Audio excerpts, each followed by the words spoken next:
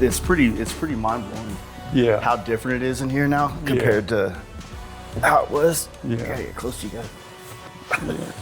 But hope this feels good. Fingers crossed, I guess, so we don't waste 2 hours of our life. It'll be fine.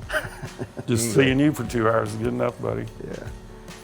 Well, yeah, man, this is super impressive. I mean, just seeing it over the last 3 years. Yeah. Essentially, how it's slowly but surely. Yeah. Not necessarily your fault for the slowness. No, not necessarily my fault. Suppliers in the city and just life gets in the way. You know? Yeah. Would you rather build buildings or bikes? I have a passion for both. I always tell everybody this is my 6,000 square foot 92 FXR. There you go. That's what this is. It's once you get into history, like all of us, architect, Frank Lloyd Wright fan for sure, you get it. And then the passion of a building built in 1885, the history and the ghosts for voices you hear, the dreams that were, this is probably his 6th generation now of me becoming a motorcycle shop, from a famous bar to haberdashery. It just goes on and on. A dream starts and a dream ends, and then another one starts, and you just see this whole evolution of this thing. How much of it is like trying to preserve it versus also trying to put your stamp on it? It's a balance. We try to make it. Me and Megan and the whole team has talked about it as far as the color palette, like you've seen in here, and keeping the historical bricks that's been here since 1885. But putting a modern twist on it, I call it's kind of like a retro rod. Yeah. You know, it's look on the outside, you have all this technology of mini splits and the highest technology as far as HVAC and insulation in the floors and durability of floors. You know, the floors were there, but we went ahead and over it. It's a 50-50 deal, or a balance of, like, you know, you mentioned yourself, it's the machine CNC aluminum railing instead of the Victorian spindles that was in there before, you know, and yours, artsy as anyone in the motorcycle industry, it's a good blend between our modern technology versus 1885. That glasses in the front, that was an iPhone 17 in 1885, you know. Yeah. That was crazy. No technology. electricity in this building for 20 years. Yeah. It's just crazy, you know, but yeah, it's a balance, 50-50 at the best, but usually leaning towards the 70% of technology. You know, the glass. It's fun. It's just like building a retro rod FXR or chopper or whatever. You got to have that motor gadget. You know, NAM's wiring harness, because it's not going to work. Yeah, you know? Yeah. It's also photogenic too, which I think, you know, including Megan into this conversation with what she does with the media side of the Speed Dealer. And I think, is that just a part of what you do, I would assume? Yes, sir. Yeah. But when you have a place, and this is something I've always felt like in my shop, even though it's typically just a tin building out in a lot of other tin buildings, it's like the inside, for me, I need to be around something that inspires me. So I have to put things up and decorate it in a way like my teenage bedroom when I was a kid, right? Yeah. But also, like, it helps for when you create content for your brand to show the world who you are, when you have these photogenic spaces to kind of, you know, help sell the lifestyle, I guess you'd say. And that's what she's always said. She can speak more for herself, but there's so much opportunity for content in this building. Every corner, it's like going to Rome or somewhere. Every balcony, every flower pot, every little, you know, spring-fed fountain is photogenic, especially if you're in the photography, you know. Yeah. Well, me and Megan and her husband Cody was here the other night, and the sun sets on the west, and it was unbelievable. And she got up and was taking pictures, and with the Christmas tree lights, the Christmas lights for Christmas on Main Street, Joplin. Yeah. She came here Saturday night. We got them put up here Saturday. There's so much content here, and it makes it feel like home. It really makes it feel like you're worth. It's hard to walk away from this place at night, and that's what you want. As anyone that's in business for themselves, it's not a 40-hour deal. No, absolutely not. Burning paint jobs till 1 o'clock in the morning. You look up, shit, I got to go home 4 hours and rest, and you know, this industry's 70 hours at minimum. You can talk to Brian Clark or Jessup, any of them guys, Tom. It's not a 40-hour deal, but it's our passion. luckily we get to make a living what we're passionate about. Yeah. I mean, sometimes it's like anything. When you're in it, you're not thinking about how fortunate you are to be a part to wake up and do something you love. But at the same time, it's easy to be jaded by it as well. So there's in my experience, I just feel like there is a balance of. That's why I ride motorcycles so much, because if I didn't ride them, I would resent them from all the stress in my life. Yeah, exactly. Comes from them, you know. But when I'm out there enjoying it, it balances out because I understand what they mean to me. You know what I mean? Yeah, I do. When shops stop riding is when they usually fall out of touch with it, you know? And that's when we ride motorcycles, whether it's me and Cody or me and Megan or Cody and his best buddy, Rusty. I mean, Megan's put probably 6,000 miles. She went to Sturgis with Cody and went past Sturgis and back. They went to the Smoky Mountains deal. I mean, that's what I want to do more this year with them guys, is do that. Because it took a lot of capital and a lot of attention to get this to where it is. Oh, yeah. All the heavy lifting's done. Again, I couldn't do it without my team to pull it all off. But when we ride and we understand what we love, you know, and that's riding those two wheels. And especially when you stop and people see, you know, Cody's custom bike or Megan's custom bike, it's not only, you know, badass people riding, but they're beautiful bikes, and they think, oh, that's a show bike. Well, yeah, they look like show bikes, but just like your bikes, we ride the shit out of them, you know. I get so many compliments on my FXRP. What, is that a brand new Harley? No, that's an 84. An 84? You know, they freak out about it, you know, because it's pristine. But that's what I feel about it. Like if I get pulled over on one of my FXRs, like, man, they're not going to believe me if I say this is a 1984 or 91.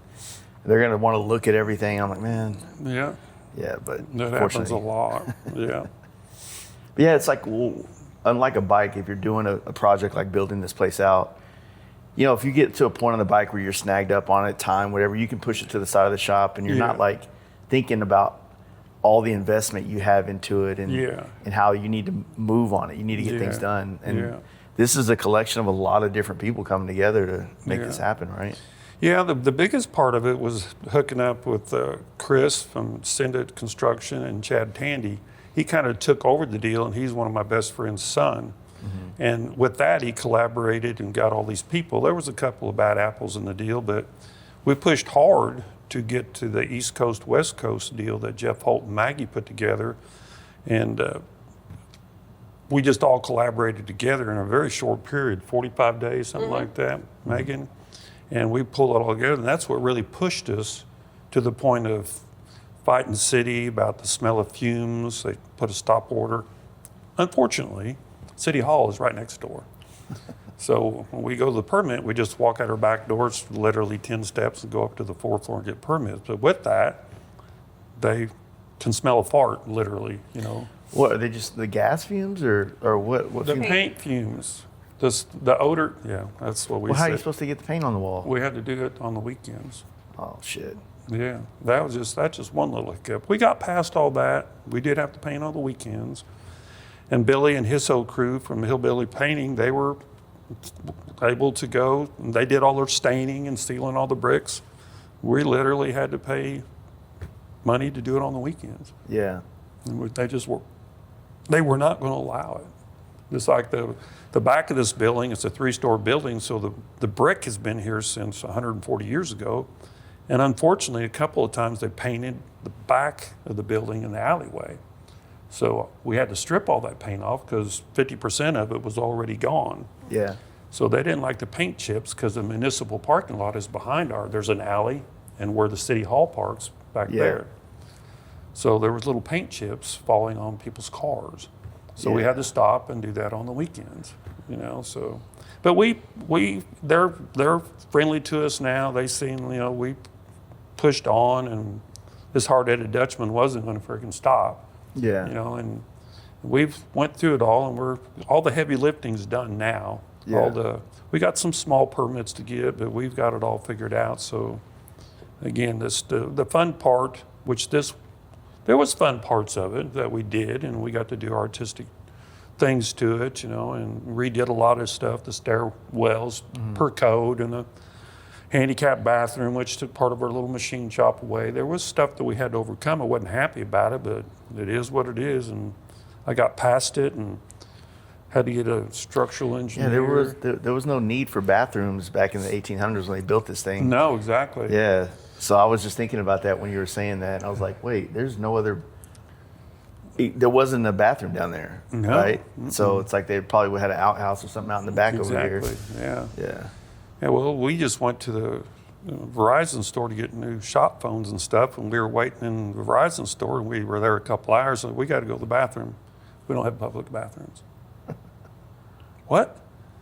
I mean, this is a big Verizon store. And then we went to another store the other day, and it's like, they don't have public bathrooms either. It's funny that it's like when a small business tries to go in to build their stuff, they're required to have all these ADHD or ADD. Which one is it? The handicap. Yeah, I'm bad with that stuff too. I forget the acronym for it, but it's like ADH or. Yeah. I just go straight to ADD or whatever. Yeah. But they want you to cross all these, check all these boxes, but yet the Verizon store doesn't have to provide a bathroom for anybody. No. How many places have you gone where the parking is just insufficient? Yeah. Huge place. You're Yeah. like, man, why the hell am I having to park way down here? Yeah. But yet, if I want to open up a business, I got to provide 20 parking spots for somebody. It did work out for us. We were a little hesitant and kind of pissy about it and stuff. But now that we're downstairs and we got to go to the bathroom, we don't have to go to the third floor. So it worked out fine for us. So we're good to go. How much, would you say the vision of this place has kind of evolved since inception? Because even this up here in the speakeasy part, is different than the original goal. Yes. So how did that process kind of go through? Well, when I started bringing contractors in here, and there was 2 walls in here before because they had apartments, rooms. Because when this was a famous bar, it was called Merchants Bar Saloon with rooms. So the 3rd floor had renting rooms by the hour, by the day. Who knows what that was all about? But when once we started laying it out, then I just needed more square footage. Then we found this bar up here, so we figured out how that went. So we just started taking out walls, and then this used to be a burlesque stage back in the day. So with this, we'll just make this a sitting area. So then from that, we'll just take that other wall out, and then as a team, we kind of saw the vision. She came up with ideas. Other people in the shop came up with ideas, and we thought, we can do that. And it was cost effective just to make it bigger, to make the vision of what we have here is just going to be a BS room and never be open to the public. But with that, we've seen that the possibilities to have podcasts or birthday parties or Formula One watches, just friends and stuff, And the downstairs was pretty laid out, but with that, we had to start putting bracing up it's got a big mezzanine shelf a mezzanine deck that's 800 square foot. Well, we had a couple of meetings up there, and it was kind of bouncy and stuff.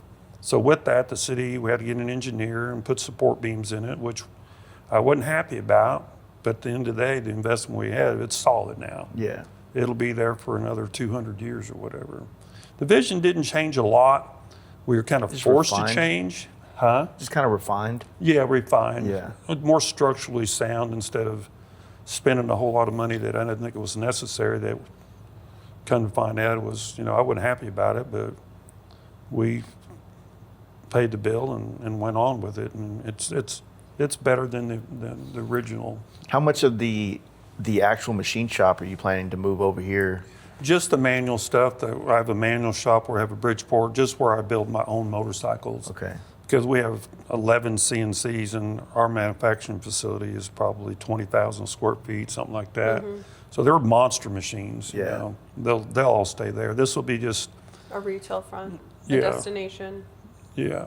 Megan will work here, Kim will work here, and then I will work here. And then Jason Hamilton has always helped me build all of my motorcycles, from my Triumph to my Sturgis FXR, we call it. He's always been my right-hand man. So he's come back and worked for me 20 to 30 hours a week to help me. He'll be here. And we'll probably have a couple of retail people, girls. We're kind of looking at people right now to fit that deal, because we'll have hard parts. We're a drag dealer, and Megan wants to do a line of women-inspired deals. There's a lot of women riders here. Chelsea, Rusty Lee's wife. She knows them all better than I do. There's you probably ride with 8 or 9 girls around here that ride hard. I mean, Chelsea and her gang, Megan being one of them, them girls, they haul ass. And they go to Florida, they go to Sturgis, they ride to Sturgis. You know, and there's a lot of male riders around here who got big, badass bikes. Her husband, Cody, does, Rusty Hutchinson, Rusty Lee. They got real high-end bagger type bikes. So it'll be a good place to buy Dixons or get to put a Simpson helmet on instead of, you know, extra larges too. That's kind of our business plan. But mainly just a destination to come see what's hot in the speed dealer line and stuff like that. Yeah. Yeah, I'm definitely that kind of a consumer. Like, I like the feeling of walking in somewhere and putting my hands on it before I buy it. And as much as I know the world's going the other direction, it's still, man, every once in a while, like camera stuff, for instance, like I have the only reason I have nice camera gear is because I have good credit. So I have a credit card for a camera company. Yes. And I just keep a $4,000 a year, you know, investment basically. Yeah. So, but it's so impractical. You hit add to cart, click to buy, and then you just kind of wait for a week and you're like, oh, cool, it finally showed up. So that you don't get that instant kind of like excitement of like, I cannot wait to get home to tear this out and go play with it. You know what I mean? I think it's better. I mean, we've all grown up with the guy getting the box and open it up, whether it's an RC car or a camera or FXR part from us or whatever. But there has to be some return in that, you know, just like we always try to support the mom and pop deal stores like this and supporting local businesses that you can actually, instead of getting DoorDash or whatever, to actually go out and socialize with people. Yeah. You know, I think that's the thing that, you know, we're a lonely company out trying to do that, but has always been my dream for people to come in and meet Megan in person. We always love socializing at events, whether it's Daytona or Sturgis, and we've always said this. Megan says it all the time. It's not about the sales, it's about meeting people, seeing Jace or seeing the FXR guys at the Dynamixer and seeing Joe, or going to Buffalo Chip at any show, whether it's a chopper show or Maryland show, the Evo show. It's just the connection. Sturgis is about connecting with people. Yeah. We do good on selling products, but it's meeting that customer for the first time in person, you know, seeing his bike. You know, every day, 2-3 times a day, someone's like, I got your swing, can I bring it up and take a picture with you? You know, that's a deal. I feel we'll have a customer for life. Oh, yeah. Yeah, I mean, just speaking on that, like the whole Sturgis, and this has been a topic of conversation with a lot of, you know, the Bob K's and the older guys in the generation. We were talking about it this weekend. There's a version of Sturgis where I think maybe my generation we're figuring out how to be a part of it, because we can't afford to go do what Covington does. Yes, exactly. Or what, hell, I mean, I can't afford to even go set up at fucking the FXR show. Yeah. Because that requires me to bring a truck, trailer. Yeah. Now I need to have somewhere to put it. Like I only go to Sturgis every year because I sleep in the dirt. Yeah, yeah. And what I put on my bike is what I can take around, you know. Yeah. But also I don't sell products, so there's not a point of me putting up a vendor space. But there's a lot of brands that are trying to figure out how to like be present there. Yeah. Because I mean, you've been around long enough to remember, like it used to be like you walk down Lizelle and there's brands like the custom motorcycle brands everywhere, like right there, and you can see all their bikes. And then they kind of all went to the Iron Horse because that was still there. Now they're all kind of like Black Hills Harley. That's where we're at, Performance Row. Yeah, and the same with Daytona.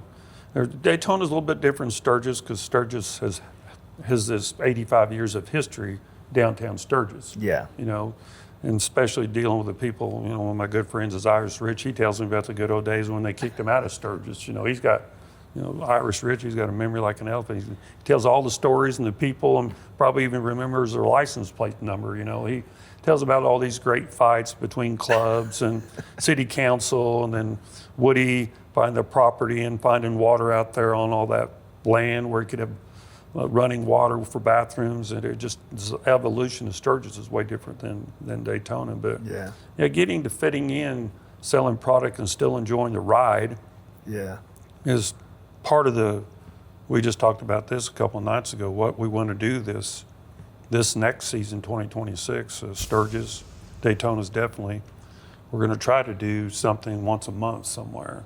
Yeah. And set up and sell parts, and hopefully we can ride doing stuff, whether the logistics of I drive one time and her and Cody drive bikes, and then we kind of, mix that interchange, who's driving and who's riding bike kind of deal. But Yeah.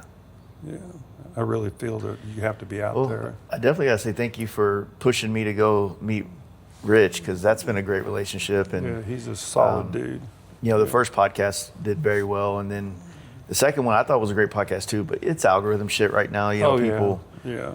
But man, he's got he took me down into the basement. It sounds kind of weird saying it like that, but Yeah.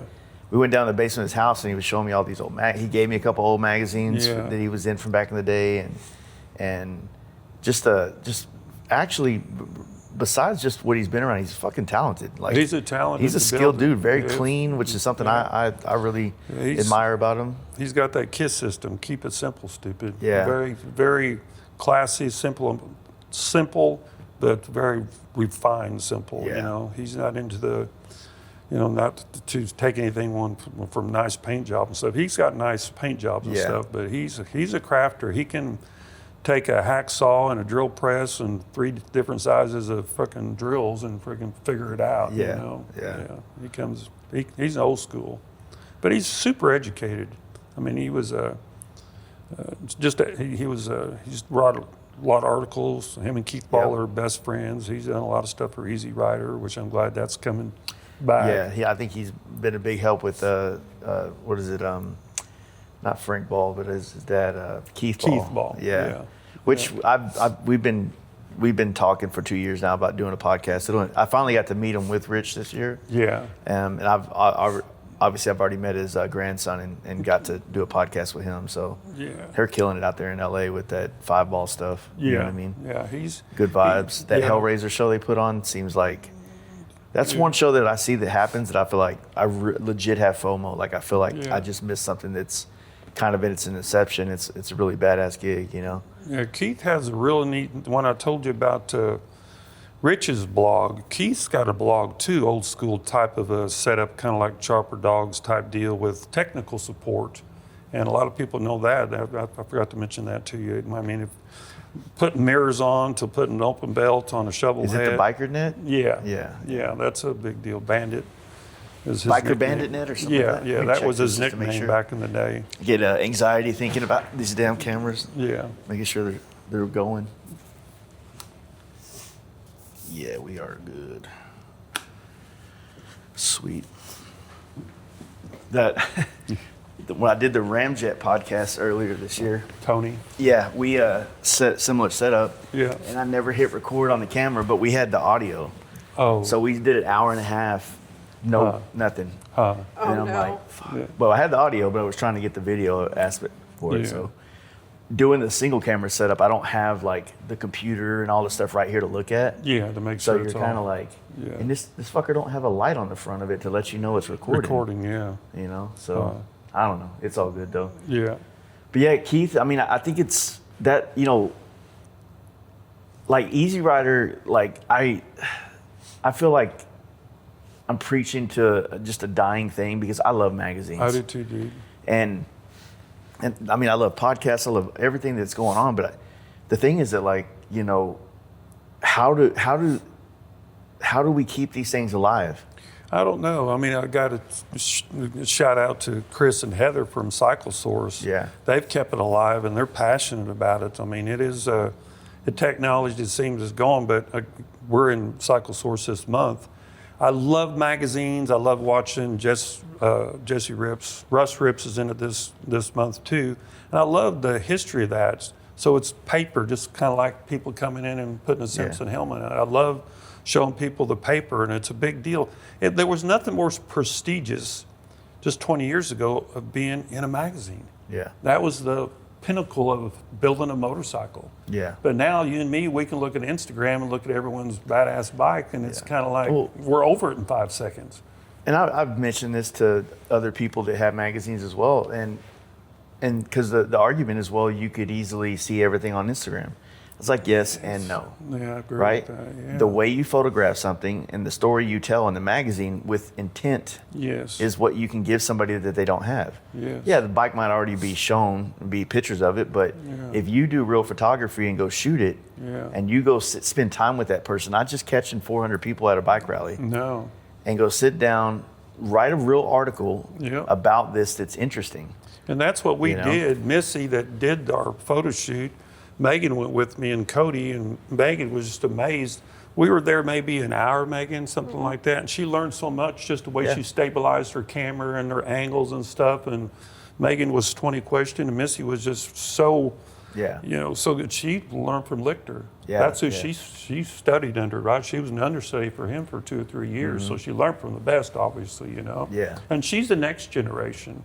She's a motorcycle enthusiast, and she picked we kind of had an idea where we wanted to do at the reservoir, 30 or 40 miles. We were north of Sturgis then, and the cabins were just a mile away, and we went there one night and bullshit and talked, and we suggested that, and she put us on the other side of the lake, and it was just picturesque. It was really pretty, and we learned a lot from her, and again, Chris and Heather have got the passion for that paper. It's just something different that we sit here on this ottoman and just have it out, just like Irish Ritz giving you. It's history, and it's paper, and we can exchange instead of phones that are only 1 inch by 3 inches. Exactly. It's 9 inches by 11. It's just good stuff. When a lot of people come and they stay at my house, like if the vibe's right, they will end up sitting on the couch just like this, and I got music on, and they're looking at all my. Because over the last 3 years, I've collected a lot of books, photography books, especially in the motorcycle world. Yeah. And it's like there's two places I go for inspiration now, because Instagram's kind of, you have to look really hard to find it, because it's overwhelmed with shit that I never chose to follow, Me right? either. But I stay on Pinterest a lot now. Yeah, me too. And then my old books, man. Like when I'm like not finding it digitally, there's flipping open a book I've seen 100 times, you see it as something different. It's like when you watch a movie you really like over and over again, you start to notice other little nuanced things. And that's going to be the kind of vibe here. We're going to have a lot of old magazines and stuff. And then we'll have a lot of art, modern art and old art. We're going to do a lot of Victorian stuff up here. But we talked to Darren from Des Moines. We went to a show up in St. Louis, and we sat with him. We bought some of his small art, which is super colorful. So we'll have it down on our mezzanine, which will be mid-century modern and stuff. So the aesthetics of just art, like Missy took pictures of our bike, and like, as you know, photography is art. It's a big freaking deal. I've been telling all the Lichter photographers, print the shit and look at, when you print something and it's, 24 by 36 or something, like it changes your connection to that motorcycle image or whatever, Yeah, and it's something I want to push, because I don't want it to die. I just don't want it to die. Yeah, well, I mean, what is it? Gen Z's getting into the 90s shit right now. So, like, Deftones are coming back. Well, they never went away from me, but, Yeah, exactly. So, my son, who's 15, wants a film camera for Christmas. Yeah. So, possibly, there's hope. But, I mean, it all trends back to, like, what we're talking about. Like, if you can just buy everything online, then some people might not ever get the real experience of what it's like to go see something on a shelf and want it, and then like figure out how to get the money to get it, or like there's something I don't know. Well, it's kind of like the an deal old that man. I'm into old 60s, 70s, 80s. I go to vinyl record Do the vinyl, stores. yeah. I love the album covers, Yep. which is art, and then the music itself. Listen to vinyl versus something over your Instagram off Shopify or Spotify. That's what we're going to have downstairs. We're going to have an old turntable with JBL speakers and Kenwood or Macintosh amp. I want all that stuff, this vibe in this building, so people can appreciate it. Yeah. Some people I remember showing some kid this album and said, "What is that?" He didn't even know what a freaking album was, like, what is that? I was like, really? I was wearing a jacket the other day, and it was a denim jacket. He goes, "What's with the jacket made out of jeans? What is that about?" I was like, really? Yeah. They don't even get it, Or an old phone. It's pretty crazy. Yeah, But- just the old, just hang up, pick it up. Like I haven't seen like a home phone in a minute. Yeah. You know, dude. Every once in a while, like I'll be somewhere, and I'll see a commercial like on TV. Yeah. I don't ever see commercials anymore because because I don't watch a lot of TV in general. But like if I do, I'm on like Amazon or Netflix or something like that. Yeah. YouTube mainly. So it's like I see commercials on regular TV now, like the way you would see Super Bowl commercial. Like, oh shit, like I'm interested. I haven't seen any of these in a while. Usually you're fast forwarding this stuff, you know. Yeah. But how's like just with the business of like what you guys have been creating over the last couple of years? Obviously, the swing arms, you swept the entire industry. Yeah, and pretty much covered all the models that needed to be covered, and you have that out there. Like, what's next, or what's left, or how do you evolve that, or how are you planning? I won't talk about it much because we got a whole bunch of new parts coming out around Daytona in March. So just stay tuned for that. We're kicking the door down on a bunch of stuff, Nice. so it'll be really cool. And the big thing about our new products, it'll all be, since we anodize in-house, everything will come out the same color. Yeah. So whether all these products that we're going to announce, so if you order that with a swing arm or all of the other components, it's going to be in one lot. All match, yeah. So it'll be all red. It's the same red as your swing arm. Yeah. All these new products, and it's going to be a big deal for sure. Yeah, I've noticed, not to throw shade at anybody or anything, but I've noticed a lot of people's packaging has stepped up over the. Oh yeah. You know, you definitely set a trend with better packaging. There's two stories with that. The story of it that we did it anyway, and John Jessup and Brian from Clockworks like that. That's just ingenious. And there's one particular girl, she knows who she is, and she bought a swing arm and stuff. She goes, I love your swing arm so much, I put it up my headboard. So that way when I'm doing my boyfriend, I can do it because I'm looking at your box, you know, like stuff like that. That's different. But yeah, I thought so too. But yeah, the response is like I bought a $2,500 box and I got a free swing arm with it. You know, everyone hangs it up in their garage. Yeah, a couple of the ladies that bought them, and one's wife puts them in their living room. You know, so it's pretty cool, and we're really getting good. Billy, one of my best friends, he just lives up the road and does it for him. He's got certain logos, and Megan works real hard to get the people's logo, and we size it and stuff. So we're really getting really good at the custom logo stuff too. And that's cool. And we sell them all over the world: Japan, Australia, Germany, and to Harley dealerships, which is becoming a really big deal. Nice. Yeah. Like I said, they've just kind of definitely made their mark. You were doing the subframes too on the baggers for quite a while. Yeah, that's good. Yeah, that basically like eliminates that lower rail basically, and you have the prongs on the bags. Yeah, we have hangers for the bags, so it eliminates the bag support on the bottom. Yeah. All in all, Megan, what is it, 13 pounds just on the subframe savings? Yes. Yeah. And then it's almost 30 pounds if you bid a swing arm and a subframe. And then we come out with a soft tail fender struts, and we got some more soft tail parts coming out, which is going to be super exciting for the soft tail guys. I'm excited about this soft tail line. Like, yeah. I was actually talking to some people from Harley at this show this past weekend. And I really, I do want to get another newer modern bike again next year. Yeah. And I really don't know what I want to do because the ST, like I feel like I didn't really get a chance to enjoy the one I had long enough. Yeah. And then the new Road Glide, I haven't even had a chance to touch that yet. Yeah. So I'm torn because I don't know which one I want to do. And the soft tail thing, like I felt like it was like, now that I'm used to much smaller bikes right now, it's a nice step up versus the Road Glide, which I'm very familiar with over the years, is just like, I don't know, I'm really lost. Well, following Megan and Cody. Cody's got a big Road Glide, and Megan's got a soft tail and stuff. And it fits her well. We rode the floor together and Sturgis together, all three of us and stuff. And Megan, she could ride as good as 99% of the guys out there, and see how she proportioned for a shorter person and a female fits that ST. I mean, it's just proportionally a nice fit for her.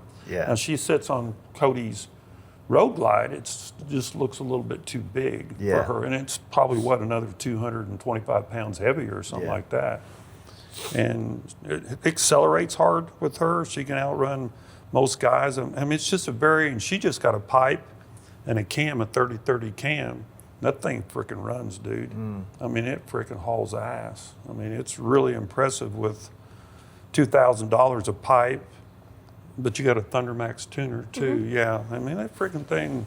That's all they need. And when cam pipe Reliability. tuner, they open up, you know. Oh, they do. It's enough. Yeah. It's got to be popping 125, 130 horsepower or something like that. Well, that was kind of my argument of like maybe because the new like lowrider ST and everything has that high output motor. Yes. And that with a cam and basically the same setup I did on my other ST, injectors, cam, computer, air cleaner, exhaust, that stuff. It's like I was at like almost 130 horsepower That's what on I'm the other saying, one. yeah. And this one's supposed to give you more. And 200 pounds lighter. Yeah. Approximately, I don't know the numbers, but it's considerably lighter, See, I haven't had a bike with gauges at all. Yeah. Like nothing. Yeah, I know. Yeah. And so I'm actually, a lot of people would ask me about it. It's like, how do you ride all the country with? I was like, man, like you just know, like when you stop at a gas station and you're going in a straight line to some place or whatever, like you just figure out I can do 130 on this tank. Yeah. I'm gonna find something between 90 and 120. Exactly. Yeah. The speed, like usually if it's somewhere where I really need to be on it, like, you Google Maps or whatever, it tells you how fast you're going. Yeah. But for the most part, man, like if you're not hauling ass past every car, Yeah. you're not going to get fucked with without the cops, No. I got pulled over in Sturgis this year. Really? I was going out towards Buffalo Chip, coming out of the little canyon. Yeah. And I didn't, obviously I didn't know how fast I was going, but I was just not going around anyway, just putting along, but got pulled over for doing like, I don't know, 5 or 10 over. Yeah. He let me go. I was like, I didn't know how fast I was going. Yeah. But, it's just one of those deals. But I like the fact that there's nothing, I'm just engaged in the road. I totally agree. I watch Mosquito a little bit, but usually I'm traveling between 80 and 85 just all the time. Yeah. And that's good enough on an FXR, an 84. Not that it's not capable of doing 115 and cruise like that, but there's sometimes you just need to enjoy what you're seeing. That way you can look at the mountain range or the sunset, and keep tabs on the traffic around you. I don't frick around when I'm near a truck or a car. I've always passed everybody. I'm not hanging around any car. Anyone that's done this a little bit knows all that. But I'm like you. I just judge my speed in my mood and where I need to be for sure. But there ain't nothing like riding a 84 FXR and people just stopping is like thinking it's a new bike. Yeah. Like anyone that's not knowledgeable, you pull up on your FXR like that, looks like, is that the new 2025 something, Dyna or something, But it's the Sportster question a lot. Yeah. But the FXR I just finished, man, I had a completely built, not huge, but just a polished motor, like a poured polished motor or heads.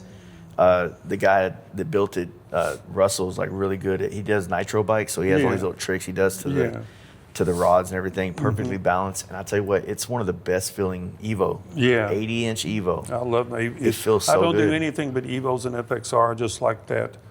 I do new S&S motors, but I just like the aesthetics of an Evo and an FXR. I ain't got nothing against twin cams or M8s and anything like that. But there's nothing wrong with a good built Evo. Yeah. I can ride 80,000 miles on that motor if I change oil regular and stuff, and it's still, my 111 still puts out 120 horsepower. On a light FXR, It's insane. if we drag race, it's going to be like who's going to be, revving 200 extra RPM in that race, So I love Evo motors, but again, if you ride Megan's, Softail plus Megan's Softail's balanced. Yeah. It's internally balanced. So that bike on any Softail, it pulls with no vibration in the handlebars. It just feels like a sport bike if you ride a Softail. It's a balanced motor. A lot of people don't know that, but it's got solid motor mounts where the M8 and the baggers still got isolated rubber and stuff. That was the first thing that, like, I had a hard time going from the Road Glide to the ST because you do feel it more in your handlebars. Yes. But it's just because of the hard mount, right? Yeah. But I quickly got used to it, and I always run grips that have some kind of rubber in it. Yeah. Like some PM or something like that. Yeah. but yeah, that was the only thing it took me a while to get used to. Yeah. And like now the shovel head chopper, like Oh God, yeah. that I rode it for the first time this weekend, and that actually that was a different experience. Yeah. In a very positive way, even Yes. though it makes no fucking sense when I tell people. I know. I never even got it to the show. I took my other 2 bikes because the morning of the show, it didn't want to start. Yeah. And I kicked it for about 20 minutes, said, fuck this. I just left it at the Airbnb, Yeah. But I'm still breaking that in and getting everything And dialed in. every motor's got its own technique. Yeah. Whether you want to squirt it one time or a quarter of time, then kick it through twice, and that motor will tell you what it likes. And I haven't had enough times to figure out its got its own sequence. deal. Yeah, And it's a conversation between you and it. Yeah. And it'll tell you when you get it right, and you better get it right. Man, Yeah. the first night I actually rode it, like the first ride always is. It's Oh like yeah, it's a trouble. it's like Just a nervous. quick. You're so in tune with everything. You hear crickets. Yeah. And I did this little loop around my house, man, and the sun was setting, and I was just like, this is different. It's like I don't want to haul ass. No, that's what I'm saying. You don't need to, dude. That's my biggest contradiction to my brand and me. I Yeah. feel like I'm gonna have to do a rebrand, like Yeah. call it Slow Life Garage now or Yeah, some shit. yeah.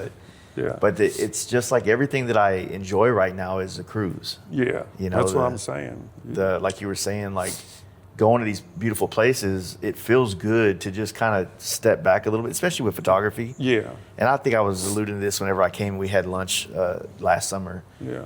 I was like, man, like if I'm just tunnel visioned in it everywhere I go, like I'm never gonna stop and go take a picture of that scenery or that area or whatever. And that was the point of this, of going this direction, is to slow down. Yeah. And At 90 mile an hour plus, you're just looking at the highway 20 feet in front of you. yeah, and looking for cops. You're looking everywhere. But yeah, I like that 80, 85, and sometimes slower, because now I'm understanding about the photography part of it, and Yeah. learning from her on her social media deal. I trust her completely on all her social media. But when I review it, I see her aspect of riding or a sunset or the sun coming through the prism glass in the front. It's just, you need to just slow down and enjoy your surroundings. Yeah. Yeah. Yeah, it's been a big thing for us. Like, I think I've said it a lot, but basically, whenever me and Jaden spent a month on the road together, we were riding down San Diego, going to meet some guys the next day to do a podcast, and like I saw everybody driving their car to just go watch the sunset on the coast. Exactly. I was like, man, like that was an intentional. Hey, let's go run to the beach real quick and watch the sunset. Yeah, exactly. Right? Yeah. How many times? I mean, there was a meme about it, I think, once, where it's like you go to this famous place and the sunset's like blah. Well, there's and a then you're like place- in the grocery store parking lot coming out of the grocery store. It's like a fucking majestic. That's what it was here Saturday night. There's a place I love going to Hawaii all the time. It's called Sunset Beach. It's on the North Shore of Oahu. And people would just go up there. It's a big high-end surfing spot for sure. But about a half hour before sunset, and the sunset's real fast because of the way the horizon's so far away from Hawaii. Yeah. So the bottom of the sun hits the horizon. It's literally 35 seconds till the sun's almost gone. Oh, shit. Or 2 minutes or something. But people just gather there just to watch the sunset. Hundreds and hundreds of people, That's pretty cool. Yeah, it's definitely like just opened my eyes. You like photography helps you kind of like see the world differently. Yeah. And I think you're searching a little bit more, or just trying to be You're looking aware. for that moment. Yeah. Yeah. But I've been stuck in a shop trying to be a bike builder for the last 4 months. So I barely use my camera. Yeah. And I've been really wanting to get re-inspired with it somehow. So I'm hoping this trip. I was planning on driving my van on this trip. Yeah. And I haven't had the money or the time to do the LS swap on it that I wanted to do. Yeah. And I just don't trust an old Yeah. TBI motor Exactly. to go 1,000+ miles. And Yeah. then it's like, if I take it, it was this last minute decision to not take it. But I was like, man, I got I have 2 podcasts a day. Yeah. Plus a 700-mile drive in between the 2 of them. Yeah. So, and then tomorrow I have a podcast. There are actually 2 tomorrow, and then every day there's a podcast. So it's like if I'm fucking around this van, not getting to the next destination, it'll make this trip a bust. You know what I mean? Well, it's kind of like the problematic of any old car or bike, Porsche or whatever, they're all problematic. Yeah, And that yeah. problem's just going to arise the older it gets, whether Yeah. it's the coils or a spark plug or the fuse box or whatever. That's why I say, like, the purist on the FXR deal, well, they can just, shut up about it. Yeah. Because we're going to build retro rods. It's going to have NAS wiring harness or Moto gadget with an S&S 111 and stuff like that. And it's still going to look old. Your van, what is it, 79 or 80? It's a 95, so it's that Yeah. TBI fuel injection. Yeah. So it's got the look of old school, but it's pretty It's fuel injection, Yeah. AC, all that shit. But so. if you put an LS swap in it, and an update transmission and update the wiring harness and stuff, no one's going to know. It's Yeah. going to be non-problematic. Exactly. You'll be able to drive it 50,000 miles. My wife and I, my wife's getting better at driving it herself because you can't see out of it. You can't, right? dude. And every day we're like, man, we should have just got a Sprinter van. Yeah. But I keep telling everybody that, like, man, the thing is that me and my wife will go and cruise the van. Yes. We'll jump in it and go ride down to the cruise spot in Dallas and go Kansas have City lunch or- and we'll do that in the van. But if it was a Sprinter van, like, we don't take that big ass thing down there. Well, yeah, especially as talented you are as in paint, if you put some period correct paint flames on it from the 60s, Yeah. 70s, and go to the bottoms down there in Kansas City, Oh, and yeah. there's photo ops, and there's a story. Yeah. It's cooler to go to California in a 95 van and sleeping in camping than a Yep. air conditioned, air Yeah.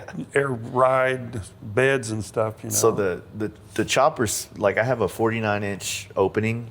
yeah. So I made sure the chopper bars like could go into it. Yeah. And it's so narrow that you can kind of push it to the side of the van. Yeah. And still have plenty of space to sleep on the Oh, side yeah. of it. Well, back in the day, I'm still into Yamaha dirt bikes. They had a van, Oh, I think I remember that one. the Yamahauler, and it was yellow with the black light, and white. yeah. So that's growing up in motocross. Those vans, and one of my good friends, Gary Gray, he was the president of the van handlers van club, with the big murals on the side and all that stuff. So that was a big deal when I was growing up. The vans were all the shag carpeting, the water beds, and we just said this the other day. A couple of my the van be rocking, don't be knocking. Yeah. There was that whole keep on trucking type Yeah. deal back in the day. That's a whole nother culture of It is. motorheads. I've tried not to get into the culture of it because there is like clubs and stuff in Dallas, Yeah. and as much as I like the van and as much as I would probably want to nerd out in that, I don't have the attention span to be a part of another Because subculture. them guys travel. I mean, it's kind of like being an MC. So, look, we're going to go travel with our vans every month. If you don't want to Yeah. be part of the deal, then you're out. Yeah. It's they're passionate about whatever they're in, especially the van guys. Yeah, if I would have drove the van up here, I would have had something to use in, like, when I do go. I'm coming through Kansas City on the way home, and I had something to take a picture of in this space, right? I'm not really one to be good at like architecture, even though I like to shoot it for just, I think this is cool. Yeah. Problem is it all looks good. Yeah. And you're like, I don't know if this is fucking like good or not because that view is sick and everybody else sees it. So I'm like, well, Yeah. this can't be like a, The thing. this photo can't be like some badass thing. It's like Yeah. it's everybody's got this photo right now. Yeah. So Yeah. at least that's my overthinking way of going about it. But Yeah. the one thing I've been super just all about, like, all I think about now is machining, like getting a Yeah. lathe. Yeah. Not so much. I haven't got to the point. Me and Corey talk about this a lot. Like the Bridgeport, the mill. Like I haven't had since the last two bikes we built. Mm-hmm. The mill has been more something like I could probably get away with, like a drill press. Yeah. Yeah. Yeah. But the lathe, it's like, God damn, dude, if that's not something that has been used so much in You the have last to 2 make it. years on bikes that we've been doing, Yeah. and it's like the ones I want are like the old ones. Yeah, that's all I got. All my lathe, my Bridgeport was built in the 40s. My lathe was built in the early 70s. They built stuff good Yeah. back then. Some of the Bridgeports, the old round rams, they're not as good as the J-heads, they call them, which were probably the 60s and 70s. But the more you get into the custom deal and building your own wheels or triple trees and stuff like that, a Bridgeport will become more in effect. But the lathe Yeah. is making little spacers and bushings and stuff like that, anything that's round. It's a tool that you have to have, even if it's a little bitty Yeah, mini it's like lathe. yeah. That's kind of one of the deals where I could probably get away with the mini lathe, but like I'm trying to hold out and just get like something big If enough. you're going to spend $1,800 on mini lathe, just wait and have 4,000, and that way you have something that's got 15-inch swing with maybe a gap lathe, so you can put a wheel in there, and you can get a good lathe between $4,000 and $5,000 that'll do everything you'll ever need to do for the rest of your life. Yeah, that's the hope. Yeah.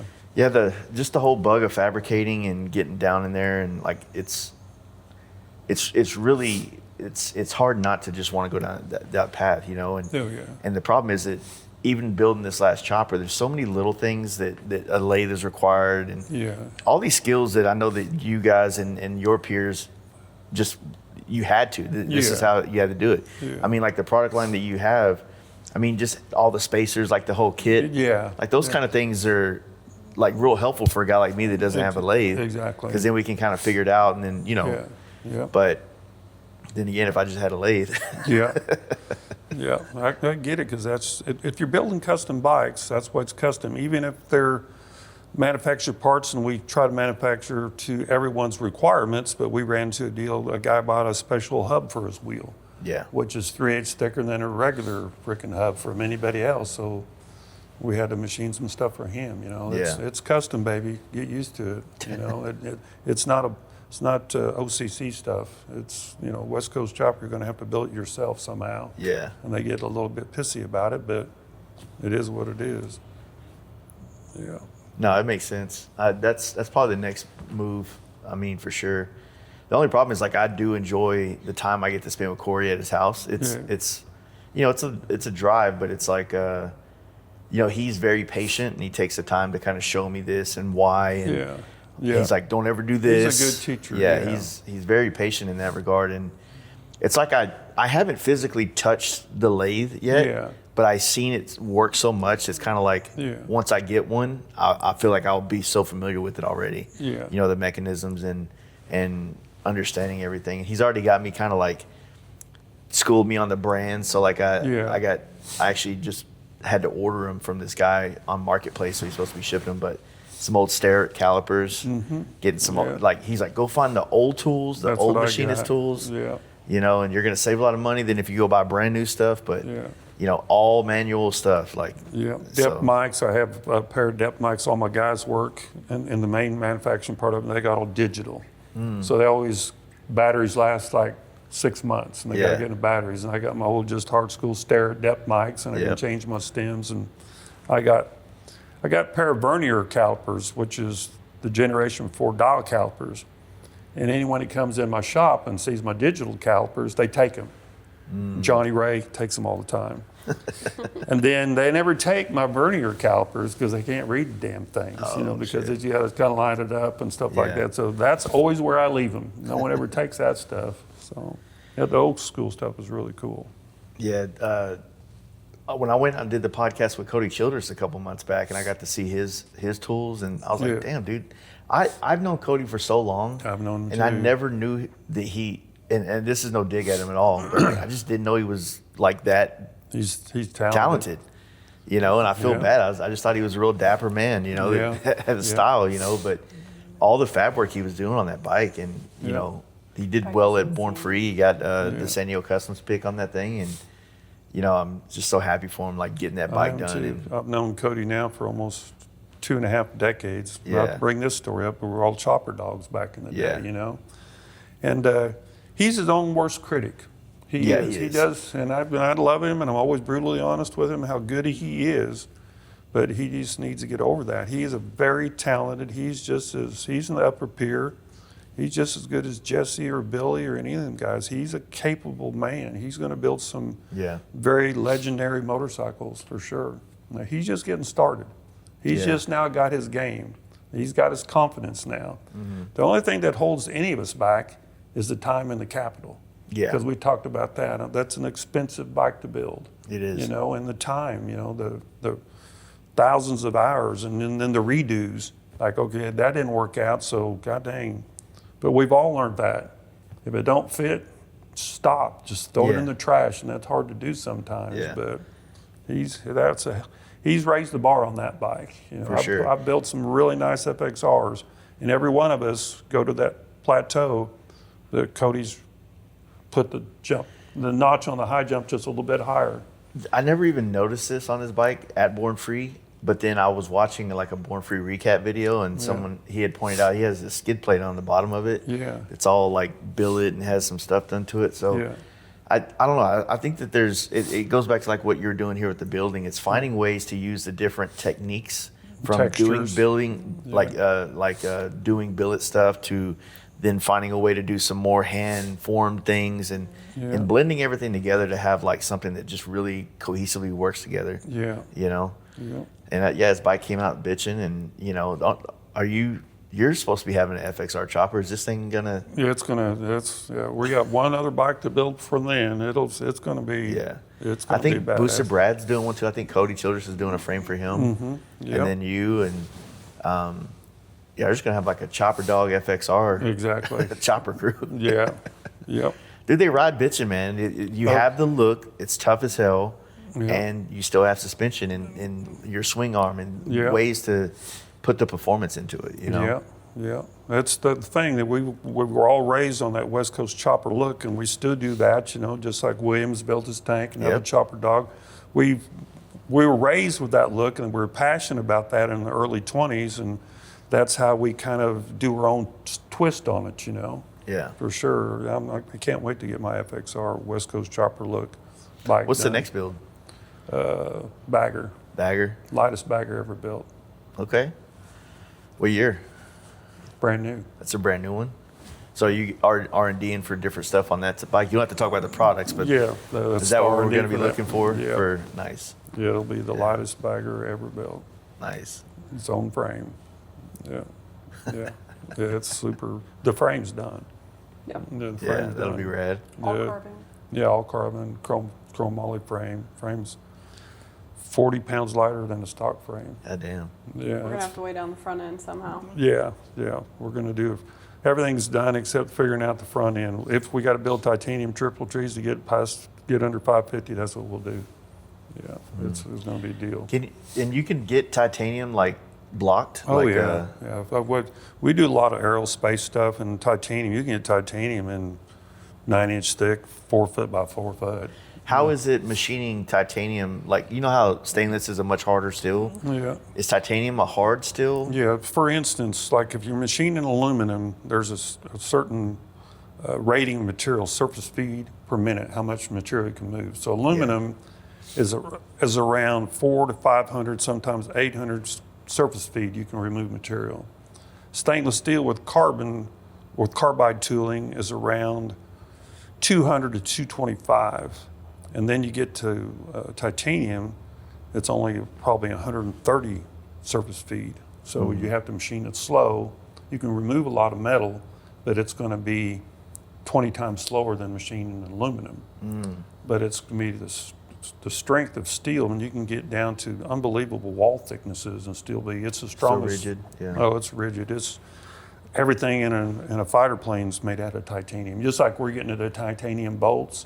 Yeah. Every hanger, every landing gear, every freaking switch on a F1 or F-16 or a new fighter is titanium. So it's super lightweight, super strong as far as structural and the integrity and the lightweightness. There's no other material that is like titanium, Yeah. for sure. Yeah. That'd be pretty crazy. It's going to be crazy. We already got our wheels and stuff. That's all done. They're 1 pound lighter than carbon fiber wheels. Damn. Yeah, it's just as strong. Fuck. It's going to be a fucking deal. Yeah, like you said, you're going to have a hard time keeping that front end down on that thing. Yeah. We'll figure it out. Yeah. And we got the best motor builder. Mike at A1 Cycles built our motor for it. It's a normally aspirated 128. It's 165 horsepower. Damn. Yeah. And how much weight are you shaving off of it? So you're trying to be under 500. So what? We're going to be between 500 and 550. So Okay. so the regular full dresser bagger weighs about 880, 890. Okay. So it'll be 350 pounds. Yeah, it's like the weight of a Hayabusa, basically. Exactly. Yeah. Yeah. Yeah. Man, that's gonna be insane. Yeah. Still like fully functional, like all the stuff still We're in going it? to or- ride it to Daytona, Okay. and we're going to ride it to Sturgis. It'll be your full bags, put our camping gear in that, and go. Nice. Yeah. Yeah, that's the only thing that was holding me back from getting another Road Glide is I don't know how much I'm ready for that much information on the screen. Yeah. You know what I mean? Because it's not like, I think it's a better design overall. Like I think it's perfect. Yeah. But going from nothing to then like that much is just kind of a lot. Overwhelming.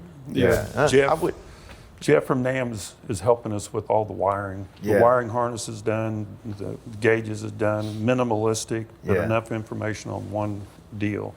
You know, we already got the chrome moly fairing supports done, but the instrumentation is something that we needed. We want to prove that a bike like this can be built and ridden hard and still have all the modern technology, but minimalize something like the MotoGP bikes and stuff Yeah. like that. Super lightweight, and it'll have a MotoGP gear pattern instead. It'll be a reverse gear pattern. We already got that figured out. how much do you think like with the RR coming out and then people being able to see like plain as day, like the R&D that's gone into like their race bikes, and do you think Yeah. that affects like some of the direction you might take on some of your design work because of We're going to up the. I get that, but as you and me know, anything that doesn't have mid controls or rear sets to us really in a race bike. Yeah. Something with not forward controls but not mid controls and doesn't have the ground clearance to have someone like Cody Haggard or Rusty Lee or any of the performance biker guys that you know to go down to Arkansas and lean that thing any harder than Megan can lean her raised up low rider. That's a sales pitch. It's a limited deal, whether it's a Porsche or a Corvette. That's 133 bikes. You're not going to see that tearing up Pig Trail in Arkansas. Yeah. It's not me and you were educated on that. That thing needs to be 5 inches taller. For 130 grand, we can build two nice bikes that'll outperform it. Yeah. It's just not that I would buy one for some kind of investment, but I wished I had an 82 XR 750, flat track bike that Springsteen won on. That would be worth some money, but I think it's just someone that says, I own one. Yeah. They're not going to ride it. It's got some neat stuff on it that inspires me, but other stuff on it just disappoints me badly. If I think I'm just as educated as anyone that builds bikes. Like, I get it, but I can build a bike, not to brag, something twice as good as to half the price, and perform. And that's kind of what we're trying to do for sure. No, that's interesting. I as someone that's ridden, I've ridden with 3 different brands of mid controls on my bagger, and essentially the FXR chopper is a bagger drive training. I got boosted Brad's mids on that one, and of all of them, I would say that Brad's mids have been the most like worry-free, consistent shifting, not binding or needing all kinds of oiling and stuff like that. Yeah. But they're still kind of traditional, like plate metal versus like something newer that's got the billet kind of edge to it. Stay tuned. Yeah. Okay. I would assume that we were going that direction on some things. Yeah. But it's like one of those things where you look at these Road Glides and it's like I feel like if you ride them, and this is just like a hypothetical idea that I have in my head, I don't know if it's actually factual, but like when you're riding a bike like these, then you can start to figure out what you can change, as opposed to if you just park one in the shop and look at it for 15 minutes, go, we can make that out of billet, we can do that out of billet. Yeah. So if you ride, you're like, like the first thing I noticed when I rode my Lowrider ST was I felt like the bars were further away from the seat. They are. Than my bagger was. Yes. And I'm like, man, if the trees just had options to get the bars back further, that would make me more where I want to be instead of like this and like. And the first thing I noticed on it, because I own one too, is the pegs are probably 1.5 inches higher up, which a short-legged person, no disrespect, but a long-legged guy with me with a 33-inch inseam, like, dang, man, my upper leg is not parallel no more. Yeah. It's like 2 inches up. My big muscle starts cramping almost immediately, Yeah. So there's a lot of stuff, but Megan, she's not a tall girl either. She's not a short girl. It fits her perfect. Yeah. Because her inseam's not 33 inches. But Yeah, there's a lot of stuff that we're going to fine tune and with Megan's bike and my bike to make it a little bit more long distance comfortable. You know, that we moved her bars back 2 inches, and she really liked that. And her pegs need to be dropped down just a little bit, but she's super aggressive for a girl, and she scraped in the Dragon. Did you scrape your pegs in the tail of the Dragon? 2 years Yeah, ago. so we can't really lower her pegs I actually much need to more. go higher. Yeah, she needs them a little bit higher. But she's got enough shortness on her legs that it's not going to be comfortable. But she rides long distance too. Like she rode to Yellowstone and she rode to Sturgis and stuff. So she does long.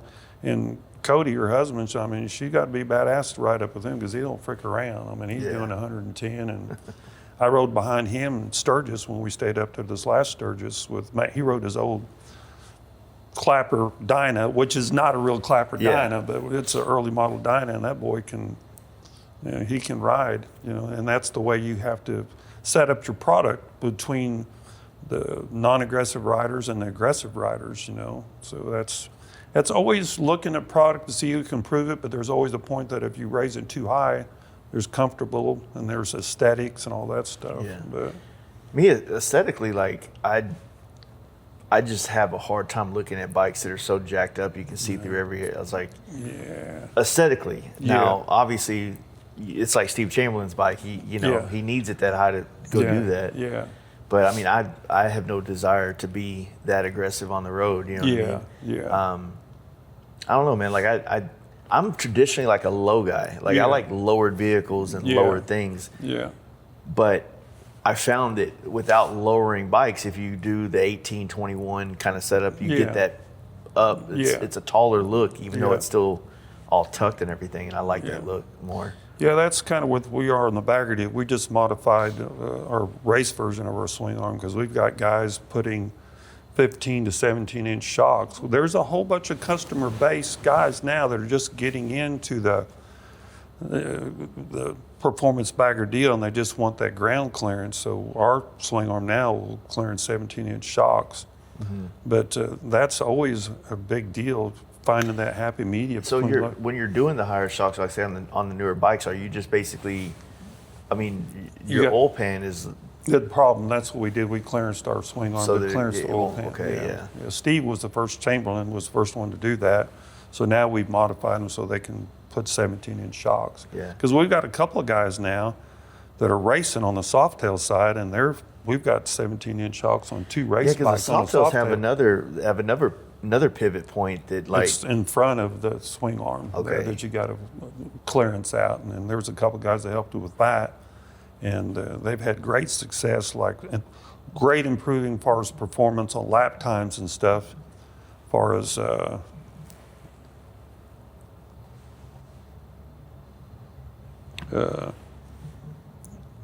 the height of the bike helping them corner and all. Yeah. Yeah, I wonder if they, like I said, I feel like I get the point, like you need it high and stuff, but I don't know. I'd struggle because I want to be in that middle ground where you can kind of enjoy it when you get the nice roads. Yeah. But when you stop at the nice outlook, you can walk back and your bike doesn't look like it's about to tip over, and you need all these blocks everywhere to keep it from tipping over. And then I can't touch the ground anywhere. I look like a dork riding the bike. Yeah. That's the reason why I never rode dirt bikes, is because I was like, man, I'm not fucking climbing a ladder to get on a bike. Yeah, I'm used to the dirt bike deal, for sure. Tippy toeing, even as long as my inseam, I got a 250 and a 451 Honda, and I got to tippy toe that, so it's kind of like, damn, I couldn't imagine being short bird. You got to have a milk crate to jump on it and a milk crate to get off the damn thing. That's not masculine, man. I can't pull that off. Yeah. So, yeah, I don't know. That's just kind of, choppers are low and everything. Are you still producing most of the stuff that you have through your chopper parts? We've thinned our catalog a little bit. Megan and Kim handle all that stuff. We've brought took stuff out of our catalog, and then just here recently in the last 2 weeks, we've had some influx of stuff that we discussed, like maybe we need to put that back in the catalog, like the Villain bungs and the Villain gas caps, because everyone's into the chopper deal. But yeah, there's some stuff that we've dropped out, but I think we brought 3 products in just in the last quarter. Yeah. Because we get calls all the Do time. you still do the throttle housings and stuff like that? Because I feel like that's one of those things that when I was looking for mine, I tried to. Yeah, because I think Rennie had one from you on his bike. Yeah, we quit making those. We've discussed that. We talked about that just a couple of weeks ago. That's still, we'll see what 2026, because there's only so much time machine-wise, and it's capital intense to buy stuff, and we got to keeping up with our product we make now for the performance bagger and the product that we're going to add on. We're going to put our capital in the newer stuff. Yeah. And there's still people that make throttle housings, but I think Arlen Ness is the only one that ever competed against us, and we just did that just because we wanted the knurled look that matched our grips, you know.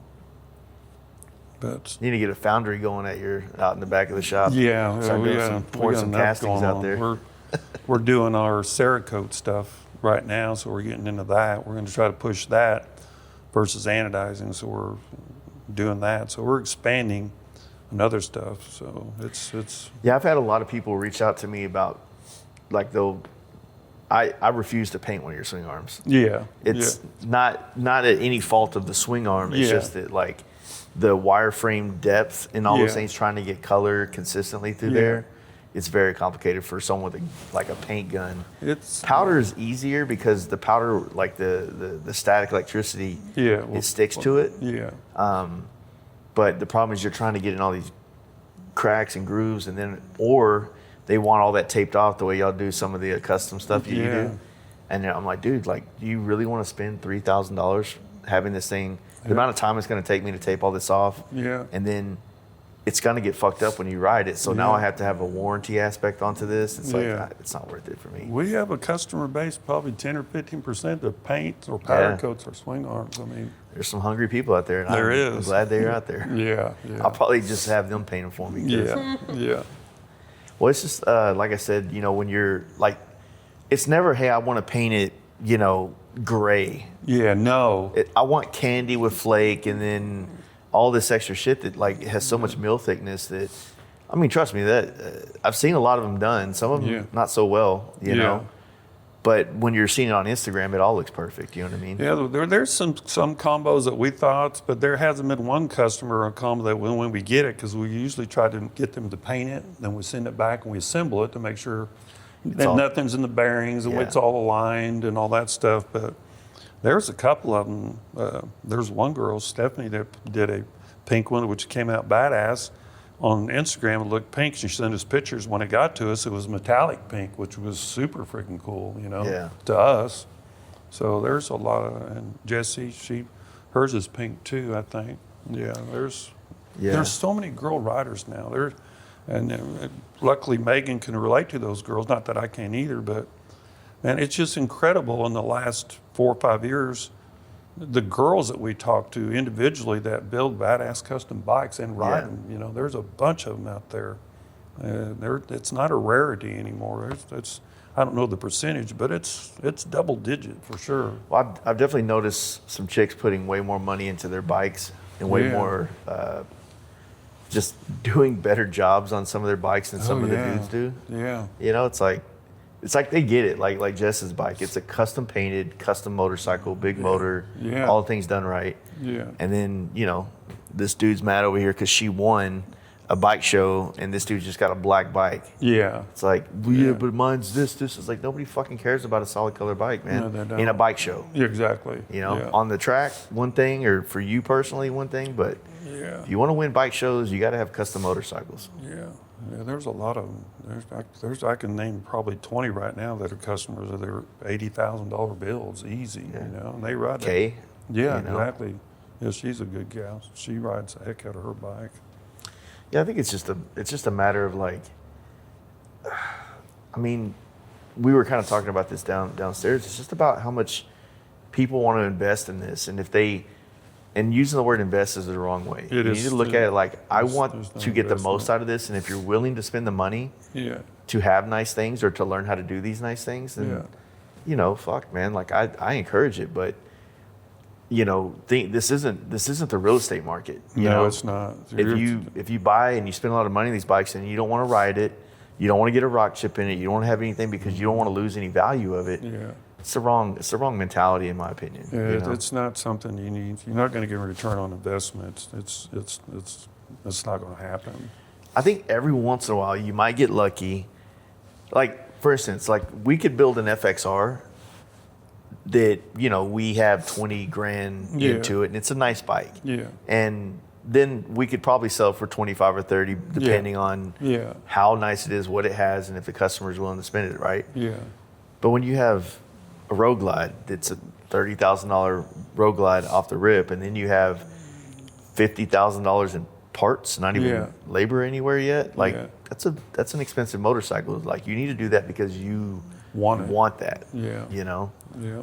I And totally agree with that. that's just the only thing I've noticed is that, you know, a lot of people got a sour taste in their mouth when they built bikes in 23. Yeah, exactly. Came out in Daytona, and then right then is like the new Madi comes out. And then- There's a customer base out there that'll do that. You know, Yeah. David Covington and that whole 100%, Covington yeah. crew. They've got a good clientele. Colton from Woodland Baggers, they can figure it out. That's if you don't have that clientele that's capable of spending $80,000 to $100,000 at a whim, be done with it after a season or two, and come back as a Yeah. repeat customer. Those guys are capable of doing it because they make a good product for Yeah, sure and yeah. good customer service. You Their have client to. base is there too. Like those guys are like, Yeah, shit. that's I'm a one percenter. Yeah, Those are one percenters in this motorcycle industry to buy a product that's $100,000 and just like Jimmy going to lunch type money. Exactly, yeah. Yeah. Yeah, and like those. I mean, I've been fortunate to do work for a lot of those guys, and they're really badass. They're really awesome guys. They are. There, people on the internet get a little butthurt whenever like the bike shows become them. But Yeah. what I say, I've had to check a lot of people just privately, like, yo, man, like You don't understand. you don't man. understand that like those are the guys that are keeping us together. Yeah, because you want to build a bike like Colton. You want to build a bike like Dave. You Yeah. can't afford that, but you're going to do the best you can, Yeah. piece by piece, even if it takes you 2 years, because that's what's inspires you. Yeah. They're inspirational in this industry. People don't understand how they do inspire the other part of the industry that will build They a bike. finance it. Yeah, they do. I mean, they finance it too because if they're not if those guys are not out having these bikes built by these shops, Yeah. that's your parts on there. That's Yeah. tons of other people's time and labor, Yeah, and tons of other people's parts and stuff. Yeah, It's like exactly. it's It's literally inspirational. keeping the industry alive. it is. You know, the Definitely guy that is. has the black bike with He'll never get it anyway. no, No, he'll never get it. he wants attention, and he just he's lashing out online because he's not getting attention anymore. It's a 2016, dude. It's 10 years old now. Yeah. You're going to have to either sell it for $5,000 and build another $40,000 bike. Or just be content with it and be like personally happy with it. Yeah. You know, like, yeah, I mean, it's just, we see that a lot. And I think there was people throwing a lot of shade after y'all's party this year, right? Yeah. 'Cause First West. Yeah. Yeah. Yeah. 800 bikes. Yeah. It was crazy. We had the whole Main Street blocked off from 7th Street to 4th Street. And Holt was the idea, and Jeff was just all about it. And Jeff's been so inspirational, helpful to us with our product and helping us figure out this, centralized location of the House of Speed to vitalize it in the industry and to, get a return on investment. It was a great success. That's what he told me. He goes, I don't know the number that he said, remember, Born Free California, the first year it was started, it was only like 50 bikes. We got 800 bikes here on Father's Day weekend, Saturday before Sunday. And this is the back parking lot. We had people from all over Joplin, like they've never seen craziness. We were doing burnouts and wheelies. We had a 12 o'clock shop here from Springfield in Northwest Arkansas. Dylan, CJ, and a kid that I raised, Adam, they were up here doing wheelies. They were changing tires. They were here from 11 till dark, and the whole city was around. It was 400 or 500 people. Like, what? They've never been exposed to this crazy bike culture. It was really, really a good deal. The block for party us. concept is like, that's fun. Yeah, it You know what I is. mean? Like, Yeah. that's a good vibe. Yeah, this is kind of a funny story, Jay. So me and Megan and the crew went to the city to get all our permits and stuff. So the city council or some higher ends at City Hall was supposed to be there, and they were too busy. And Route 66 committee, Pat Tuggle, he was there, and he come in to introduce us to the city people. And so he had to excuse himself, so they left this kid, Dakota with us, you know, and he's a younger kid. So he was giving us our permit for the bike show, and he gave us a permit to block off the streets and our pylons and stuff like that. So everything was good. We paid all our permits and went on our way. So we have the municipal parking lot behind us. It's a block long and a half a block wide. So 12 o'clock boys showed up, and they started doing burnouts and wheelies and stuff, and we had it all blocked off, and we were kind of tearing up the parking lot a little bit, putting rubber on the parking lot and stuff. Well, some people were called, the cops were called, like, what is going on here? Well, we got a permit. Like, really? So Lou showed them the permit and stuff. And, okay, whatever. So we called some people, and fortunately, we knew somebody that knew somebody. And a street sweeper came by from the city on a Saturday and cleaned the whole parking lot up. And I took a video of it and saved it, and Pat Tuggle at Monday morning, 8 o'clock, like, they ran up to that Dakota kid like, what the hell was that? And said, the cops are called, there's rubber all over the fucking parking lot and stuff like that. He goes, I don't know what a bike show is. Maybe that's a bike show. That's what I gave him a permit for. So when the city comes Saturday and clean it all up, I showed the city, like, you guys must have known this because you have a street sweeper come clean it up. So it was all good. They blamed it on themselves and went on with it. Are they going to let you kind of go forward with it again? Well, we don't know yet. We'll see how I'm sure they it'll go. be a fight, but Yeah. I'll get it done. Yeah. But can you track how much like business you brought to the area to kind Absolutely. of leverage that? Yeah. I mean, I believe I mean, if you get some of these other we businesses estimated at attention, least 80K in It was at taxes. least 80,000 yeah, because we went personally and told everyone what was going on. And then Mrs. Hackett, that's got the barbecue place that we had a beer with one night. 609, I know Russ and Jess and Jeff Holt and his whole crew, they probably spent, I mean, I think Russ's tab was 3,300, some shit like that, you know, for 2 days. So we figured 80 grand between all the restaurants and stuff, and they got 10% of that. So they made, you know, $10,000, $7,500 just in taxes. The Which city is the did. whole purpose of not having food trucks, because you know we want our downtown community to feel that we're not just here for ourselves. We want to give back to the community. We want to rise up all together. yeah, People that So- invested in brick and mortars, and that's Yeah. why we went. And the people at Blackthorn, Joplin Avenue Coffee has been always good to us, and they were overwhelmed. You know, Melody and her husband, Steve, said like it was one of their best nights ever because you know just right corner and the Italian store next door, they were good, and the pizza, New York pizza, they were like overwhelmed. Yeah. All within 1.5 blocks. So it was easy to add up the tally real quick. They just told us it was their best Friday night ever, or Saturday night. Friday and Saturday. And all day long. The Left Lane Syndicate boys, they bought 11, 12 pizza pies from New York. They loved it, so they were like eating all day long those New York pizza pies, you know. And that guy's from New York, so he makes a good. And then Blackthorn Pizza, they make the best New York pretzel outside of New York City. For real? Seriously, yeah, it's damn good. Huh? It's addictive as hell. They're good people. Yeah, they're invested yeah. I think heavy. there's a lot of potential with the event, and you know, with you having this space and as much as you can get approved for that. Yeah. I mean, you could really turn this into like you were saying, like a mini Born Free kind of. Exactly. That's how Born Free was at the beginning. It was a block party. And right out You these know? 2 windows is an art center. What's that place called, Megan? Complex? Yeah, the complex.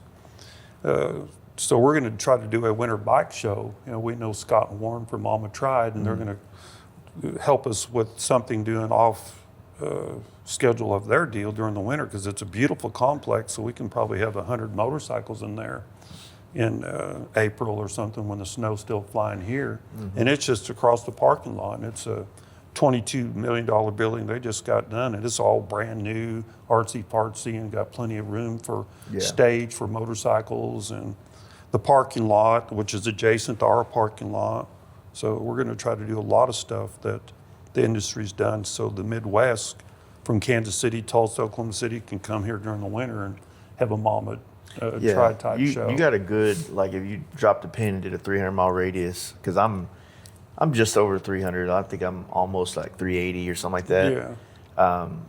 But then you got St. Louis, Little Rock, Memphis, Yeah. Oklahoma City. Like Yeah. you got a good range of cities that can draw to it. I mean, you saw that with the amount of people that showed up to it. Yeah, that's when Maggie Yeah. seen that we were so centrally located. She always wanted to do an East Coast, West Coast competition, and she kindly told, if I remember the story right, she went to Jeff and told her this concept that she wanted, you know. And then when she seen us, the House of Speed, her and Megan's become real good buddies, and they just kind of, between her and Megan, they kind of evolved this whole thing to where it was in literally 45 days. Yeah. It was a really good deal, and we're just going to try to make it bigger and bigger.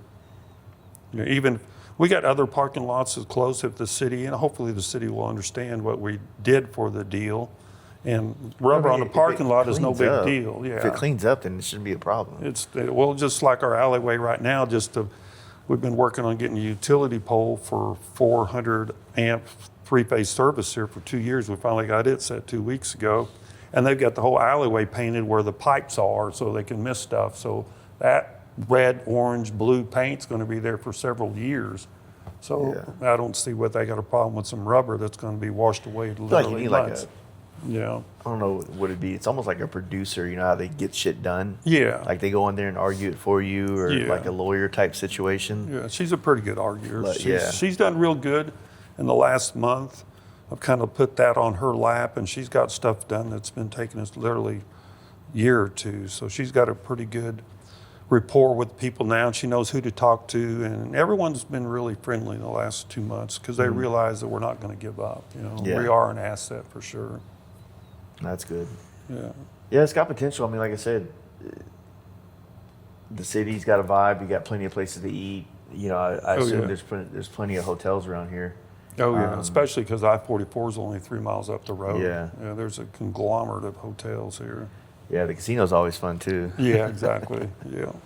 But yeah, it's not. It has potential. I think that we, you know, like you just got to do it. You got to do it and just let it. Similar to this building, like you had a vision, but ultimately it kind of revealed itself to you as you peeled layers back. And the same thing with that event. You know, you'll do what feels right, what feels necessary. Yeah. You know, we definitely need stuff, but we also we need to space it out well enough to where it's not. You know, the hard part about like, you know, as I'm getting more involved with like Born Free and now the Stampede thing, it's like, it's like the one thing whenever I consult with people on the event stuff is like, look, like the Sturgis, like to the end of the year is just, it's stacked. Yeah. Right. Because people are getting, your weather's cooling down and people want to put their events there. Yeah. Right. You know, September in Texas is hit or miss on whether or not it's okay and whatnot. But the first half of the year is very light. Yeah. Like, I mean, you do have Daytona. Yeah. You do have Mama Tried. You do have, you know, Parts and Labor down in Biltwell now. Yeah. The Hellraiser show. Moto 1 in the West one Coast. Moto is like April, I think. Yeah. So there is that. And then you got St. Louis right here with the Cycle Yeah. Showcase, Donnie Smith. Yeah. You know, but then you hit like April and May, and it's like there's not a lot. Right. You know? And then May kicks off, and I think a lot of people, I know like me, like I'm a Born Free Cali every year person. Yeah. Just there's no other event where that many of the industry people are in one spot Yeah. that you can see everybody. It's like if you took everybody from Sturgis that's in the industry and you put them in one little, just in the Buffalo chip right there, right? Yeah. You know? So it's a good opportunity to network and then, you know, show face, show your bike off, all that stuff, you know? Yeah, we've talked about this too as a team that we want to go to Cali. We've talked about just riding there this year, but we go back and forth. We're on the fence whether to ride and bring product. We want to go there for sure.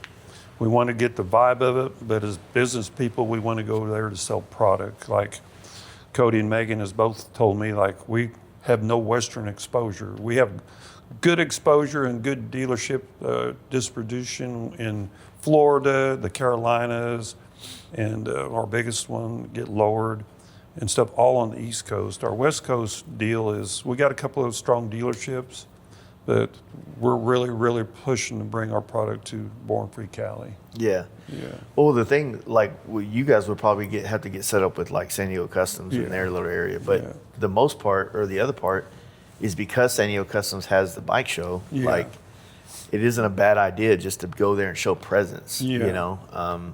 Yeah, we got second place there last year in Texas. You know, Chip and Mikey was really impressed with it. We call it our Sturgis bike, the bike that really got me going. They were the shock on the motor and the FXR deal. Them guys build bikes and know enough something that's different. You know, Mikey was down there like in his Southern African accent, like, what the fuck is that thing? Yeah. You know, he was really impressed with that. Chip shook my hand. That was a great build, dude, and he seems like a really cool guy. That was the first time I've ever met him in person.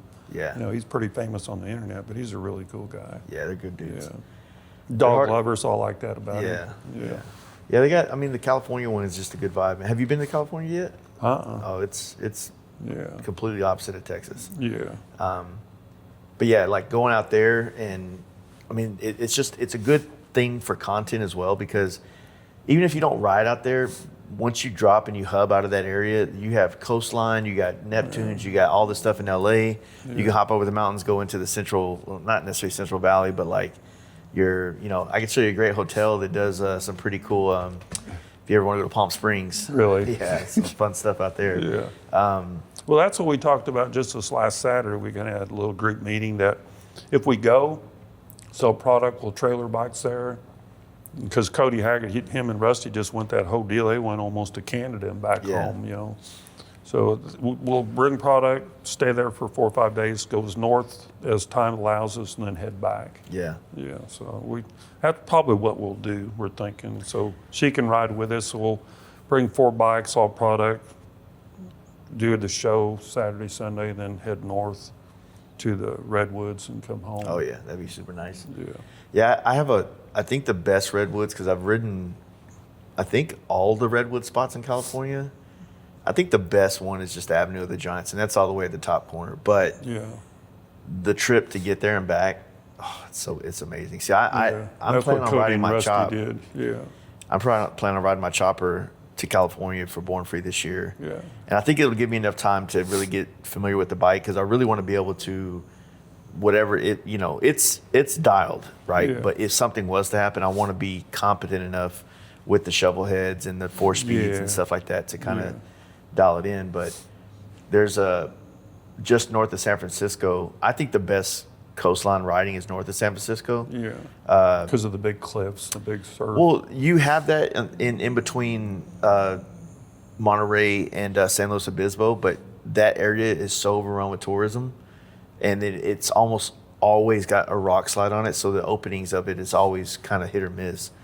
I've ridden it a couple of times. I'd always tell people, hey, like, you need to ride it, but if you ride that and then ride the northern part, you'll probably be in the same boat as me, where it's like the northern part has more variety. Yeah. And less cars, so you're not.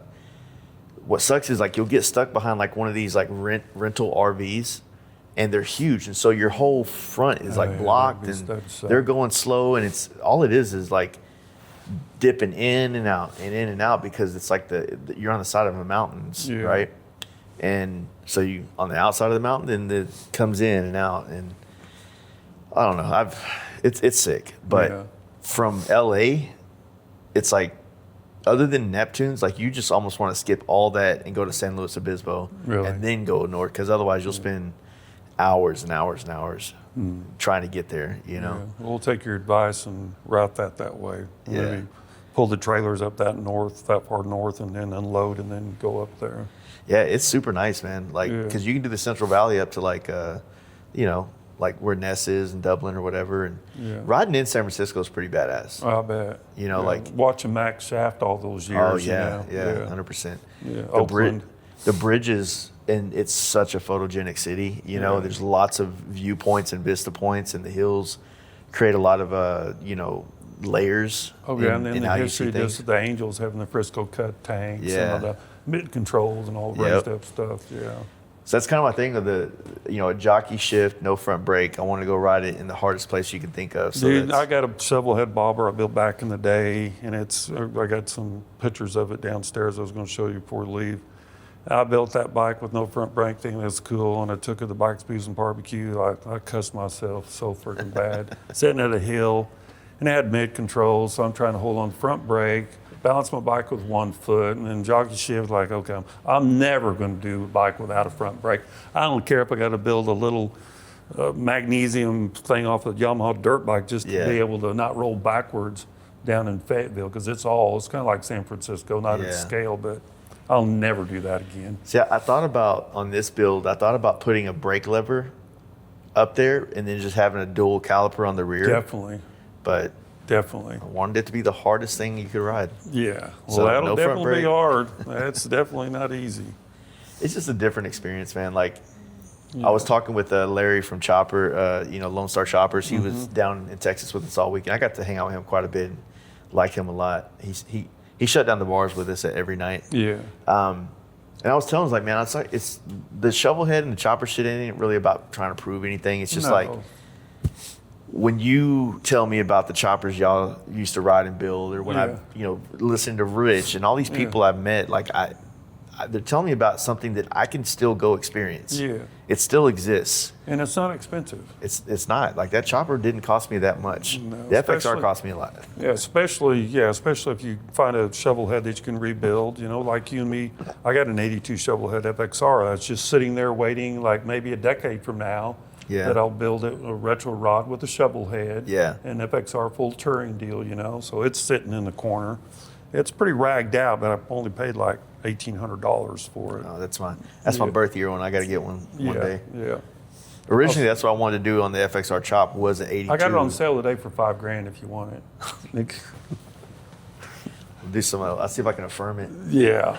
Yeah. Yeah. But yeah, that's kind of the gist of it all, But yeah, I think you guys going to Born Free, I think that'll be really good. Like you said, exposure out there. Yeah. I would say that, like, Arizona Bike Week is kind of going through a identity restructuring, because there's so many big, powerful brands out there, and I think the rally itself is kind of losing its stronghold, and it's starting to just become like a lot of different things, a lot of pockets of shit going on. Well, that's what happened at Bikes, Booze, and Barbecue. It was a really cool deal downtown Fayetteville, but the bikers started mixing around with it's a big college down there. And so they started having some issues like, hey, this is our turf, like coming in on the weekends. So you're not going to tell a biker this is his turf. So there's a whole bunch of police drama. So now they broke it all up into 3 different places that are 30 miles apart. And it's just kind of a big old mess. I feel like Bob Kay and I were talking about this past weekend. There's just some events that, in the certain areas the towns get too big for the events to be, like Rock Rally down in Austin. There's no way it could be there anymore. It's just Austin's kind of way too big, way too populated, and the events need to either migrate to somewhere where they can still have that kind of like feeling or whatever, and then a place that wants you, because that's the other thing. That's my only gripe about Daytona, is that I don't feel wanted there. Yeah. I feel like the cops are there to get you. Yeah. Unless you're on the little strip, like the rest of the places seem like they're just like over it. Yeah. It's like, that's just one year that I went, so it could be completely different. Yeah. It's still that way. Yeah. I feel like Daytona will be one that is shut down, and it will be because of the community and the police. Yeah. Yeah. See, I haven't done Laconia yet either. That's what I want to do. We want to do Laconia. Yeah. Sure. Yeah. See, the problem is Laconia is like, it's either the week before or the week after Born Free. Yep. I know. On the opposite side of the country. So that's East where First West was right in the middle of both of them this year. So we're trying to figure out the logistics and sit down with the Holtz and see if we're going to do the same date or not, or whatever. It's the Saturday before Father's Day. Yeah. I mean, early May is not a bad. No. The weather, it's cooler weather up here, but it's not like. No. The reason why we always did our camp out at basically the end of April, beginning of May, is that it's like the earliest for like north of here that Yeah. people can usually ride. Yeah. And sometimes they would still be riding in a little bit of snow flurry or coming Yeah. onto it. But Yeah. but then the weather there, camping, it was like the perfect, In the you know. campfires and stuff And like that. I guess the only thing you got to worry about here is like how much do you feel like you get like the rain season's pretty heavy at that time here? Yeah. It is. It's off and on. We have our biggest It's like storms are coming through. kind of thing. snowstorms in the late March, early April. Believe it or not, we think, Christmas, New Year's, Yeah. Valentine's Day, but our biggest snowfall ever in history here in Joplin, Missouri was like March 17th, and we got 3.5 feet. Damn. Yeah, that was crazy. With snow flurries tomorrow, so make sure your kids are bundled up. Like we'll wake up and the bird bath is buried underneath the snow. Damn. It's like, dang, that was crazy.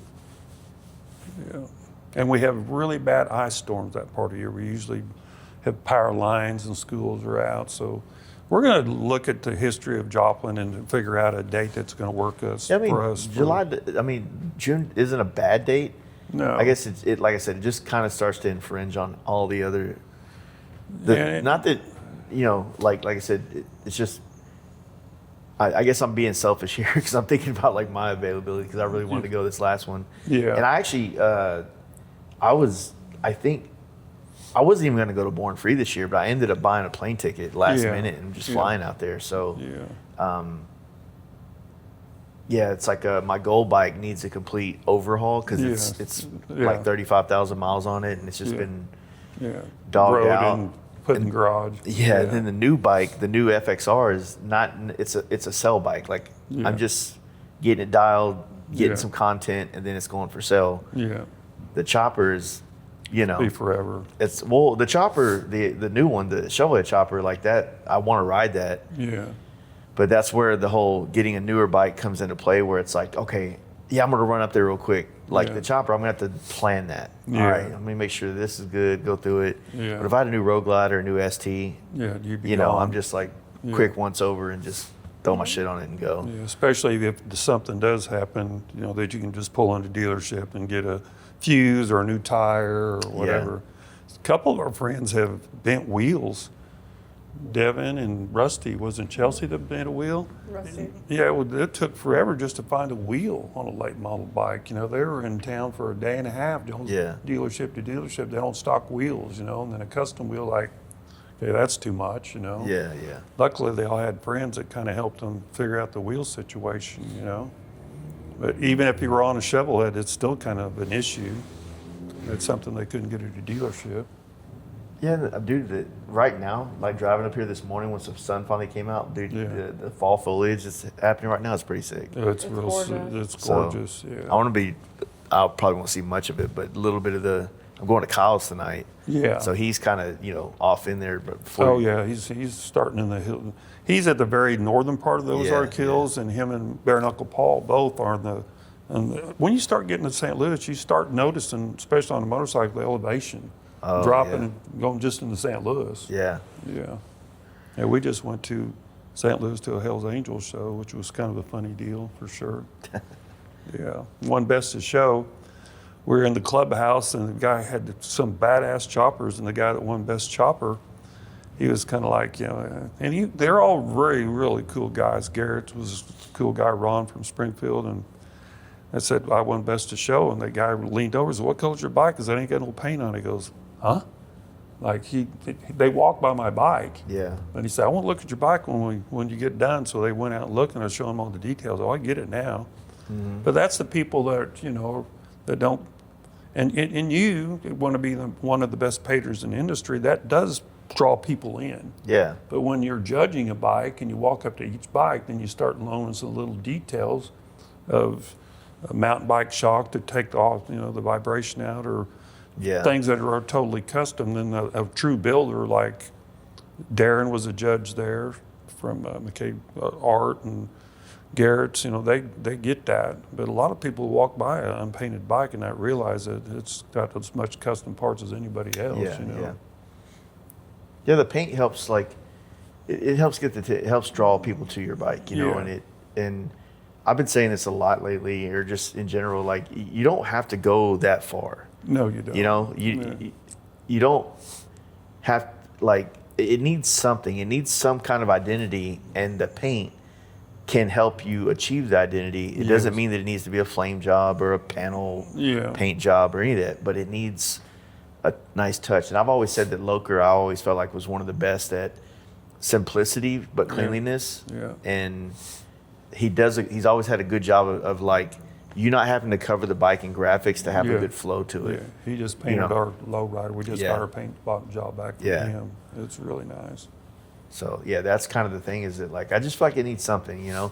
If you're doing a lot of metal work and you have the ability to expose that, then that makes sense. But you know, if you do a lot of metal work, or if you just build your whole bike and you got a fucking Road Glide and all you did was bolt parts on it, and you're like, I don't want the paint to take away from the bolt-ons that I did. Like, get the fuck out of here with that shit. Yeah.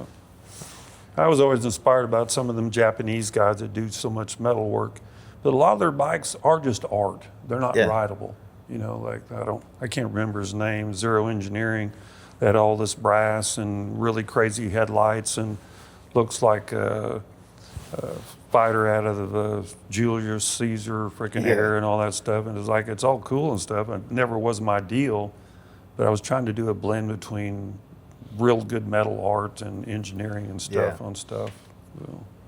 Well, I think you achieved it on the FXR. I mean, I love the way the rear fender is with the piece that the seat sits on and everything. There's a lot of things that people don't understand why I did, but people that do build bikes, like Garrett, and Darren's been a lot around, he's a good builder too, or knows that he's got an eye, obviously, because he's an artist. So, yeah, it's still fun to bring that bike out every once in a while. I can't wait for the next build. You know, my building's done, so I just can't wait to get back to bike building and stuff. This was labor intense, capital intense, mentally intense. It's been a deal, but we got it done. Yeah, it's gonna be rad, man. Yeah, thanks. Well, I appreciate it, guys. I'm glad to finally be able to do a podcast in here. Well, I appreciate you. know, I can't wait to come back next time. Yeah, it'll be at another level when you come back. Yeah, like I said, it's since I know it's on the calendar. Yeah. So whenever you guys end up dropping the dates for, do you call it the East versus West? Yes. Okay. Yeah. So I think the West last year, they just Sinclair, Jessica's the only one that rode out. Or Yeah, something exactly. Like And She's awesome. And we've talked about a couple things. Maybe in 5 years it'll be North against the South. Yeah. You know, or Florida, Cali. You know, I don't know what Maggie's intent was but the East Coast, West Coast deal, it was a pretty good deal. We were super excited about it, the success of it. You know, she did 99% of the legwork on it, and she was stressed out, but she pulled it off. You know, she's a rarity, and she's a hard rider, good at social media. She's a good friend. She loves the industry and rides as hard as. So she's passionate about it. When you're passionate about it, it's just not a job. Yeah. And it was stressful, but at the end of the day, it was a big high five for everybody because we just pulled it off. And Yeah, 100%. And anyone just like your campground stuff, it's freaking labor intense. Yeah, I mean, that's why I don't do it anymore. Yeah. Yeah. Well, I not to, it's just, it feels really good sometimes. Like the camp out was a perfect thing for that time. Yeah. It was. And I'm glad that it was so simple. It really just, anybody, you can go do that anytime, right? Yeah. You don't really need the camp out to have that experience. Yeah. But I think it gave people a chance to connect and do stuff. And, you know, after like things settle down, the industry kind of figure out what identity it wants to have. And, you know, we'll find a way to kind of bring something together, bring people back together again in a new way that's unique and different. But, you know, at the time, the camp out was good. It served our community for a good, 7 years. And then, you know. And look at the FXR community now. Not that yours was specifically FXR, but with that, there was a lot of FXRs that show up, just like the Cali deal with San Diego Customs. I feel like the camp out was really one of the cementing things for the performance bagger community.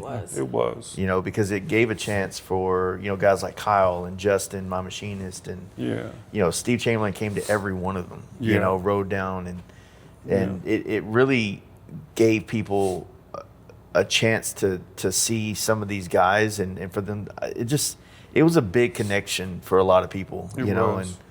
And I'm thankful everybody came out and did it, and you know. And same thing that's going to happen with, you know, the event you're doing here. It's like, it just brings people together, and the more we want to things build a you can add to community, it. especially in the middle of the country. You know, the East Coast has got a good, solid base, but the West Coast is, you know, 20 times fold better. You know, you got all kinds of people out there. They're just really cool builders and cool people and stuff like that.